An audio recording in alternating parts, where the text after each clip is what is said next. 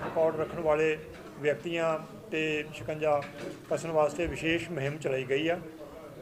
इस दौरान CIA वालों खास तौर पर शक्की बंदियां की भाल विच नाकाबंदी की गई सी। इस नाकाबंदी के दौरान लाडोवाली रोड की क्रॉसिंग ते एक स्विफ्ट कार चों असी 5 बंदियां नूं गिरफ्तार करने में कामयाबी हासिल की है, जिन्हां तो सानू काफ़ी वड्डी मात्रा दे विच बरामदगी हुई है, जिस दे विच 6.5 लाख रुपया drug money, 4 pistol 32 bore, 6 magazine, 32 जिंदा रौंद, 103 ग्राम हीरोइन, 550 ग्राम नशीला पाउडर, 3 गड्डियां ते 1 कंडा बरामद होया है। जलंधर दे विच काफ़ी सारिया पिछे हुई क्रिमिनल वारदातां दे विच इन्हां व्यक्तियों के शामिल होने की शंका है, और इन्हां दा जो पुराना रिकॉर्ड हैगा इन्हां दे खिलाफ सारे एक्सैप्ट 1 बाकी सारियां दे 5-5 6-6 केसिस रजिस्टर्ड है।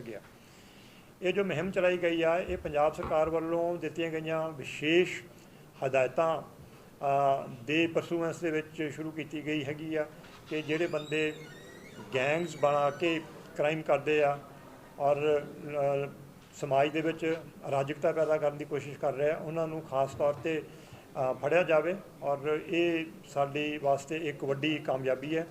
इस दे नाल सानू पिछले समय दे विच होए बहुत सारे क्रिमिनल इंसीडेंट्स दे ट्रेस होने की संभावना है। आने वाले समय दे विच इन्हां तों होर भी पुछगिछ की जाएगी और होर भी बरामदगियां होने की संभावना है। इनिशियल पुछगिछ दे विच ये जी गल हैगी है ये सामने आई है, इसकी फर्दर तस्दीक भी की जा रही है।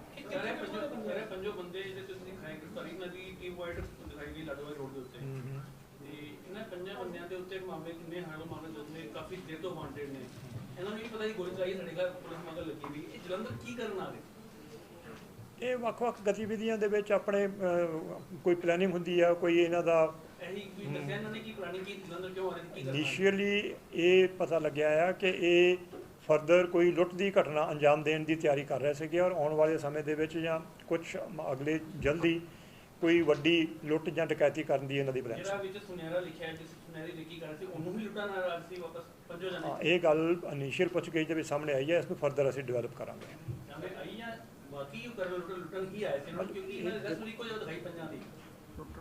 लुटना सी हाँ हाँ मतलब कि टारगेट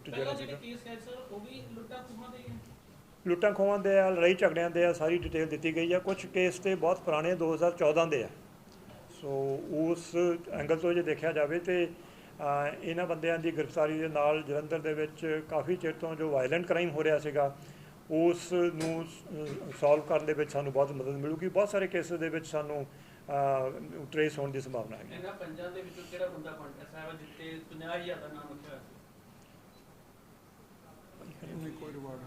इन्हां ते कोई रिवार्ड नहीं सी।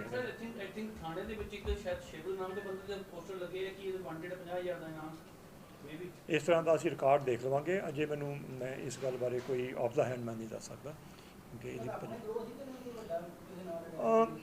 इन्हां दा फिलहाल तो अजे अपना ग्रोह सीगा, लेकिन ये ਵੱਖ-ਵੱਖ ग्रोहां दे नाल नैटवर्किंग करन दी भी कोशिश विच सीगे और काफ़ी नेड़े पहुँच चुके सीगे।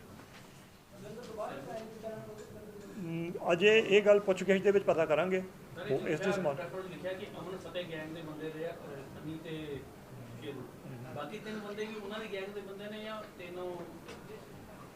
ਜਿਹੜੀ गल इनिशियली साढ़े सामने आई है वो असीं प्रैस नोट के जिक्र कर दिता है। इसनूं अगे फर्दर डिवेलप करने वास्ते होर इन्हां दी पुछगिछ करांगे और होर बाकी जो इन्हां दे क्रिमिनल एक्टिविटीज़ दे विच इन्वॉल्वमेंट रही है उसका भी पता लावांगे। ये भी असीं वेरीफाई करांगे जी हुण, क्योंकि अजे हाँ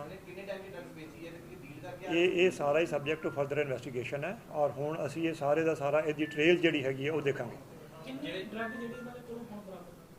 हुण इस वेले इन्हां तो 550 ग्राम नशीला पाउडर और 103 ग्राम हीरोइन बरामद हुई है। ये भी हुण हाँ मतलब कि पता करांगे। सारी चीज़ जिहड़ी है सबजैक्ट टू इन्वैस्टिगेशन है। ये FIR दर्ज होना इन्वैस्टिगेशन की शुरुआत है, और उस तो अगे जिहड़ी फर्दर इन्वैस्टिगेशन असीं करांगे।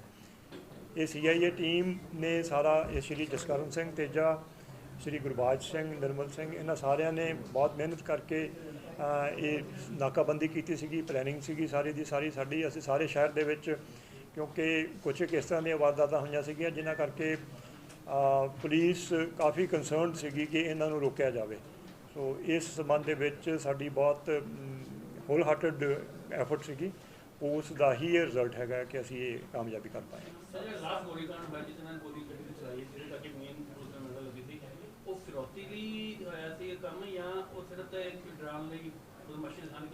ਇਹ ਵੀ ਪੁੱਛਗਿੱਛ ਦੇ ਵਿੱਚ ਜਿਹੜੀ ਗੱਲ ਕਲੀਅਰ ਹੋ ਗਿਆ, ਕਿਉਂਕਿ ਉਹਨਾਂ ਨੇ ਕੰਪਲੇਂਟ ਦਿੱਤੀ, ਉਹਨਾਂ ਨੇ ਆਪਣੇ ਬਿਆਨ ਦਿੱਤੇ ਹੋਣੇ, ਇਹ ਤੇ ਇਨਵੈਸਟੀਗੇਸ਼ਨ ਪਾਰਟੀ ਹੋ ਗਈ ਤੇ ਬਿਆਨ ਆ ਚੁੱਕੇ ਹੈ।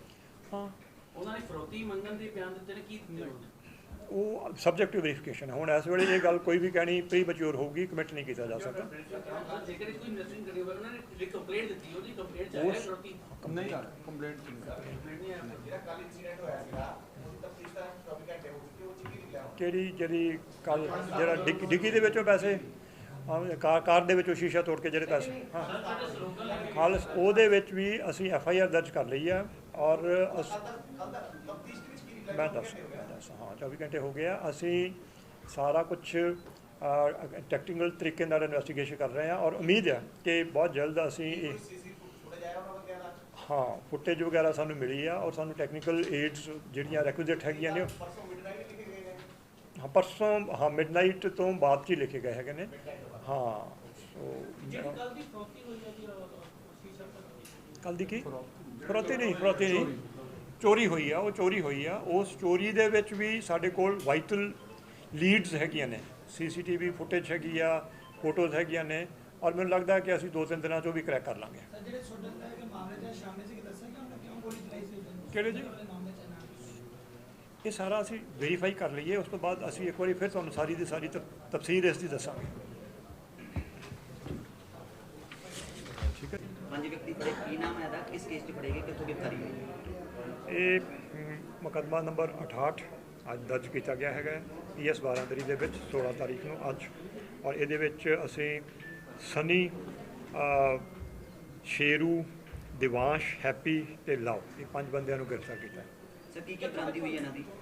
ਇਹਨਾਂ ਤੋਂ 6,50,000 ਰੁਪਇਆ drug money, 4 pistol, 32 bore, 6 magazine, 32 ਜ਼ਿੰਦਾ ਰੌਂਦ, 113 ਗ੍ਰਾਮ ਹੀਰੋਇਨ, 550 ਗ੍ਰਾਮ ਨਸ਼ੀਲਾ ਪਾਊਡਰ ਤੇ 3 ਗੱਡੀਆਂ ਬਰਾਮਦ। ਕਿੱਥੋਂ ਗ੍ਰਿਫਤਾਰੀ ਹੋਈ ਹੈ? ਇਹ ਲਾਡੋ ਵਾਲੀ ਚੌਂਕ। ਹੋਰ ਕੀ ਬਰਾਮਦੀ ਹੋਈ ਇਹਨਾਂ ਤੋਂ? ਇਹ ਚੀਜ਼ਾਂ ਜਿਹੜੀਆਂ ਹੈਗੀਆਂ ਨੇ ਬਰਾਮਦਗੀ। ਕੋਈ ਕਾਰ ਵਗੈਰਾ? ਹਾਂ ਬਾਕੀ ਇਹ ਜਿਹੜੀਆਂ ਹੈਗੀਆਂ 3 ਗੱਡੀਆਂ ਬਰਾਮਦਗੀਆਂ। ਇੱਕ ਹੈਗੀ ਸਵਿਫਟ ਗੱਡੀ, ਇੱਕ ਸੈਂਟਰੋ ਤੇ ਹਾਂਡਾ। ਇਹ ਪਤਾ ਕਰਨਾ ਹੈ ਜੀ। ਸਰ ਜਿੱਦਾਂ ਤੁਸੀਂ ਇਹਨਾਂ ਕੋਲ ਹਥਿਆਰ ਵਗੈਰਾ ਫੜੇ, ਇਹਨਾਂ ਨੇ ਕੋਈ ਸਾਜ਼ਿਸ਼ ਨੂੰ ਕਿਸੇ ਵਾਰਦਾਤ ਨੂੰ ਅੰਜਾਮ ਦੇਣਾ ਸੀਗਾ? ਪ੍ਰੀਲਿਮਿਨਰੀ ਪੁੱਛਗਿੱਛ 'ਚ ਇਹ ਗੱਲ ਸਾਹਮਣੇ ਆਈ ਹੈ ਕਿ ਇਹ ਕੋਈ ਵਾਰਦਾਤ, ਮੇਜਰ ਵਾਰਦਾਤ ਅੰਜਾਮ ਦੇਣ ਦੀ ਯੋਜਨਾਬੰਦੀ ਕਰ ਰਹੇ ਸੀ ਔਰ ਇੱਕ ਅੱਧੇ ਦਿਨ 'ਚ ਕੋਈ ਵਾਰਦਾਤ ਕਰਨ ਵਾਲੇ ਸੀ। ਕਿਸ ਚੀਜ਼ ਨੂੰ ਵਾਰਦਾਤ ਨੂੰ ਅੰਜਾਮ ਦੇਣਾ ਸੀ? ਕਿਸੇ ਲੁੱਟ ਦੀ ਵਾਰਦਾਤ ਨੂੰ ਅੰਜਾਮ ਦੇਣਾ। ਪਤਾ ਲੱਗਾ ਕਿਹੜੀ ਲੁੱਟ ਦੀ ਵਾਰਦਾਤ ਨੂੰ ਕਿੱਥੇ ਦੇਣਾ ਸੀ? ਇਹ ਅਜੇ ਤੱਕ ਜੋ ਸਾਨੂੰ ਪਤਾ ਲੱਗਾ ਹੈ ਇਹਨਾਂ ਨੇ ਰੈਕੀ ਕੀਤੀ ਸੀ ਔਰ ਕਿਸੇ ਜਿਊਲਰ ਦੀ ਸ਼ਾਪ ਨੂੰ ਟਾਰਗੇਟ ਕਰਨ ਦਾ ਇਹਨਾਂ ਦਾ ਇਰਾਦਾ ਸੀ। ਇਹਦੇ ਬਾਰੇ 'ਚ ਅਜੇ ਮੈਨੂੰ ਜਾਣਕਾਰੀ ਨਹੀਂ। ਉਹ ਡਿਟੇਲ ਜਿਹੜੀ ਡਰੱਗ ਦੀ ਗੱਲ ਕੀਤੀ ਜਾਂਦੀ ਹੈ ਤੇ ਉਹ ਡਰੱਗ ਜਿਹੜੀ ਆ ਉਹ ਕਿੱਥੋਂ ਲੈ ਕੇ ਆਏ ਸੀ ਤੇ ਕਿੱਥੇ ਜਾਂਦੇ? ਇਹ ਵੀ ਅਸੀਂ ਹੁਣ ਇਹਨਾਂ ਦਾ ਰਿਮਾਂਡ ਲੈ ਕੇ ਪੁੱਛਗਿੱਛ ਕਰਾਂਗੇ।